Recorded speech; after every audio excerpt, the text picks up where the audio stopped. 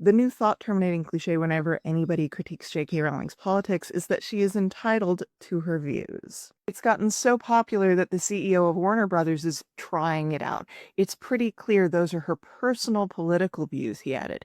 She's entitled to them, and if you want to debate her, you can go on Twitter. This simply ignores that there is another option, and that is to not watch her shows or buy her books if you don't like her. What's annoying about this one is, like, nobody's talking about stopping JK Rowling from holding her particular views. I don't dispute the fact that JK Rowling has a right to be hateful and ignorant. My problem with her is that she has spent considerable amounts of money imposing those views on other people. She has spent most of her free time going after people who are harmless. I have heard transphobes try to invoke feminism, and listen, my priest was a woman. My great-grandmother was a suffragette. My grandmother was one of the first female judges in the country. My mother was a science and math prodigy who went into STEM at a time when women were heavily penalized for doing so.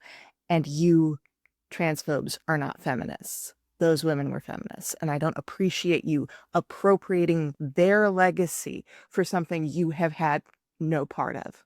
I wrote back way in 2020 about how JK Rowling's feminism is based on an error in an understanding of materialism, and it's the same error that Nazis make. That's not hyperventilation, that's not exaggeration. I cited my sources meticulously. I predicted as time went on she would find herself more and more in bed with the far right, and I was correct. Sean did a video just a couple of years later documenting her ties to the far right. So I'm not denying that she has a right to be like a bad person. As she said about trans people, she can dress however she wants. She can sleep with whatever consenting adult will have her. That kind of thing. But my concern is whether my money needs to go to somebody who has absolutely nothing to add to this cultural moment and who is doing active harm to other people. Like, I'm not without problematic faves. I freaking love Nabokov, and Nabokov was not kind to his gay brother during the Holocaust. That's not a minor thing.